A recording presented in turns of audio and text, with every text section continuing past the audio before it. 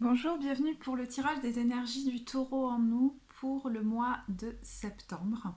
Alors je vais faire un tirage un peu particulier, je vais le baser d'abord sur un extrait du livre des 108 paroles du Christ. Alors je vous invite vraiment à ne pas y voir quelque chose de religieux, mais à prendre dans ces mots ce qui résonne pour vous dans votre cœur.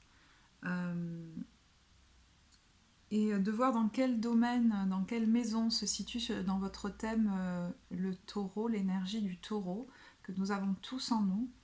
C'est vraiment quelque chose que j'ai découvert avec Naïd de la chaîne The French Fortune Teller et maintenant j'aurais du mal à ne me voir que comme mon signe solaire, sachant que nous avons toutes les maisons en nous et toutes les énergies euh, de chaque signe en nous. Donc j'ai choisi au hasard, s'il en est, l'extrait numéro 27 qui dit tant que tu demeureras dans l'envie, je te donnerai des occasions de vivre l'envie. Bois ton vinaigre jusqu'à l'écœurement. Après, tu reviendras me voir et nous parlerons du meilleur de toi-même.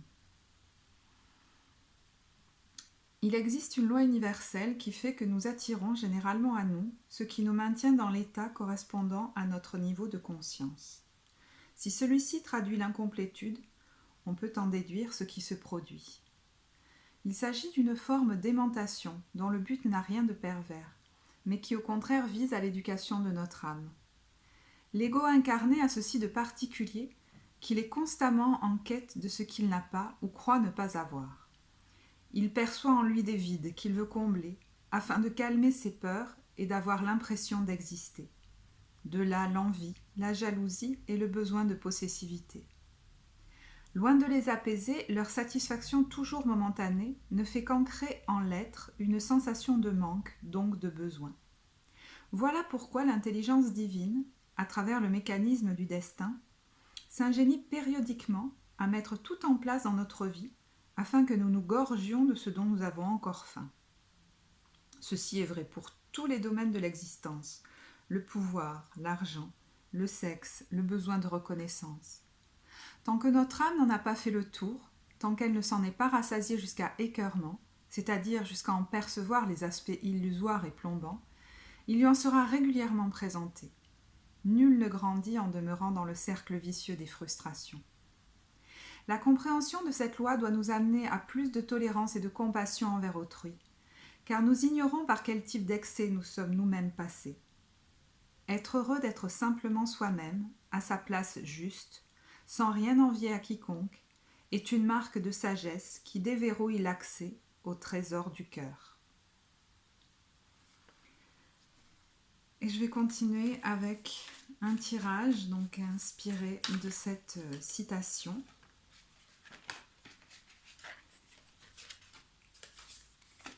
Et la situation au présent pour l'énergie du taureau en nous est celle du pendu.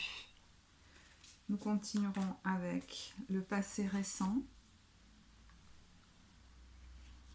le monde, les aides sur le chemin, ce qui peut nous être bénéfique dans cette situation, le 6 d'épée, les challenges, les défis, ce qui peut être un peu plus challengeant à vivre dans cette situation, et enfin les occasions de transformation, d'alchimisation de la situation, l'ermite. Vous pourriez vous retrouver dans un état effectivement de manque après avoir expérimenté un état de grande béatitude, de grande plénitude, de vous être senti empli. Et là, vous pourriez vous sentir d'un coup comme un peu vide, un peu coincé par la vie, un peu désorienté du coup, parce que comme sans plus cette, j'allais dire cet excès d'abondance extérieure, je vois une table remplie de victuailles, vous avez peut-être été invité à des fêtes, vous avez peut-être reçu beaucoup de, de biens extérieurs, matériels. Et vous pourriez vous retrouver dans une situation totalement différente, où vous pourriez expérimenter un état de frustration du coup. Et on vous invite à regarder la situation de manière différente. Et cet extrait, cette parole du Christ, peut peut-être vous mettre sur la voie de ce changement de regard. Expérimenter des biens matériels jusqu'à indigestion presque. Et puis des moments de frustration qui font que finalement m'ont-ils complètement nourri? Et qu'est-ce qui véritablement me nourrit? Et est-ce qu'il est question de nourriture? C'est-à-dire se nourrir, c'est quand même faire rentrer quelque chose d'extérieur en soi. Mais le fait de me sentir vivant, est-ce que ça vient de quelque chose d'extérieur à moi? Et une fois que je ne l'ai plus, alors je ne me sens plus vivant. Et vous voyez, on vous invite à regarder les choses différemment parce qu'il y a cette lueur de vie qui est toujours présente, cette force de vie, cette plénitude qui n'est jamais en vide, j'allais dire. Et on la retrouve ici, d'ailleurs, dans votre occasion d'alchimisation.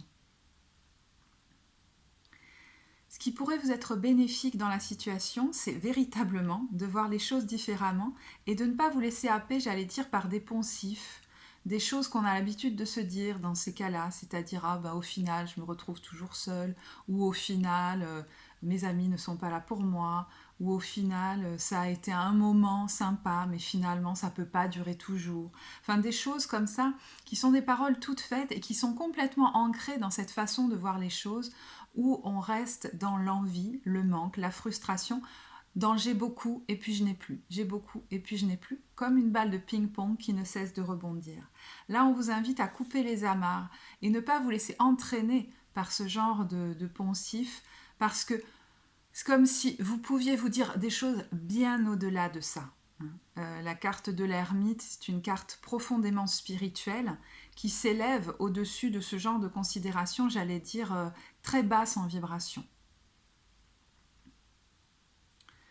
Ce qui pourrait être un peu plus challengeant à vivre pour vous, c'est justement le fait d'être d'un coup coupé de beaucoup d'amis, de couper de beaucoup de ressources peut-être, beaucoup de biens matériels, beaucoup de choses qui jusque-là avaient fait peut-être, au-delà de votre joie, une espèce de sécurité, j'allais dire, presque illusoire. Et ce qui vous est donné à vivre là n'est pas un carcan, mais plutôt une occasion de dépasser ce besoin de se remplir par l'extérieur, ce besoin peut-être même de se remplir de nourriture, de se remplir par les autres, par je ne sais quel bien matériel. En tout cas, comme si vous vous étiez peut-être trop, et on le fait tous, identifié à un moment donné à la matière, à votre corps, à votre argent. Et on vous dit, ok, tu peux te décoller de ça, tu n'es pas cela. Et que ces biens-là soient entre tes mains ou pas, laisse ta main ouverte. Ça me fait vraiment penser à une parole, décidément, elle est présente dans ce tirage de Naïd, qui avait dit pour les taureaux, mais il y a vraiment longtemps, plusieurs mois, à un moment donné où elle parlait de quelque chose qui nous était enlevé, et elle disait pour l'énergie du taureau, laisse ta main ouverte.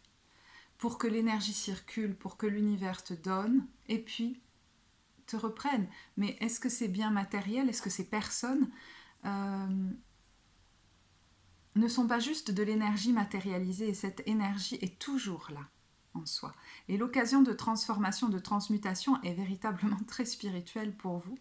C'est de goûter à une sobriété, vous savez, heureuse là, à une solitude peut-être retrouvée, qui n'est pas vécue comme un carcan, mais une occasion de regoûter à la source à l'intérieur de vous, d'être pleinement comme amoureux de la vie, en étant en connexion avec elle et en sentant qu'elle vous remplit de l'intérieur et qu'il n'y a plus justement une question d'être rempli ou vidé. Quand on fait un avec la vie, avec le vivant, on n'a plus à être rempli ou vidé. C'est quand on s'identifie beaucoup trop à notre corps qu'on est un réceptacle qu'on remplit ou qu'on vide. Si je suis un avec la source, je ne suis même plus ce réceptacle dont il faut que je prenne soin dans cette existence, mais je suis avant tout cette énergie qui s'est matérialisée dans ce corps. Et c'est ce qu'on vous invite vraiment à conscientiser. C'est comme une bénédiction en fait, ce qui vous arrive. Et c'est très finalement, voilà, en lien évidemment avec cet extrait. Et j'ai envie de le rouvrir là, je sais pas pourquoi.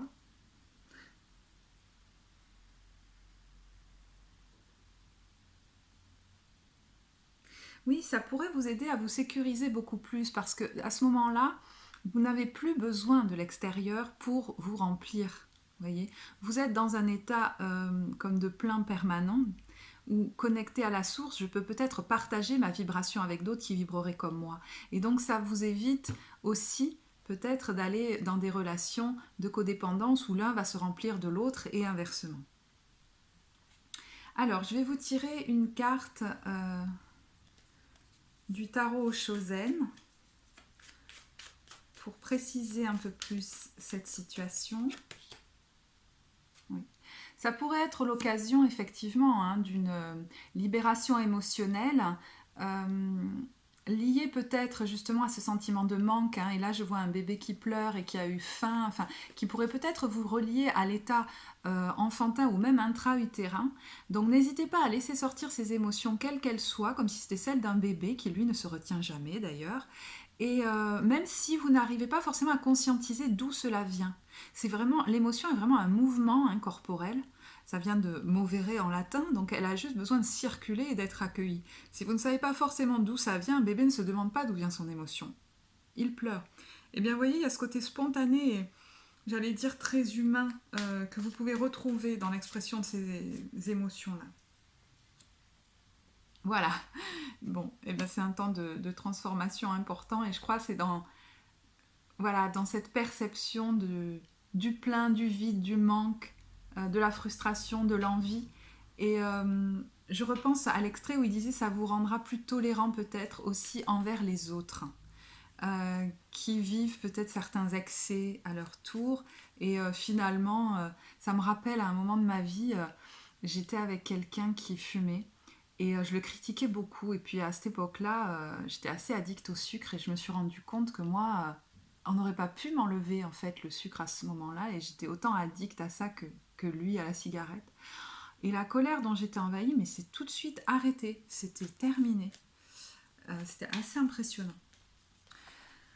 Et je vais vous tirer pour terminer une carte conseil de... Vous pourriez vraiment, ce que je ressens, c'est dans cette espèce de cycle, non c'est pas un cycle pardon, dans cette espèce de pérégrination là, pouf pouf pouf, vous pourriez passer par plein d'états et vous retrouver dans une espèce de sérénité, vous savez quand on n'attend plus rien et qu'on ne veut plus rien, mais que c'est reposant.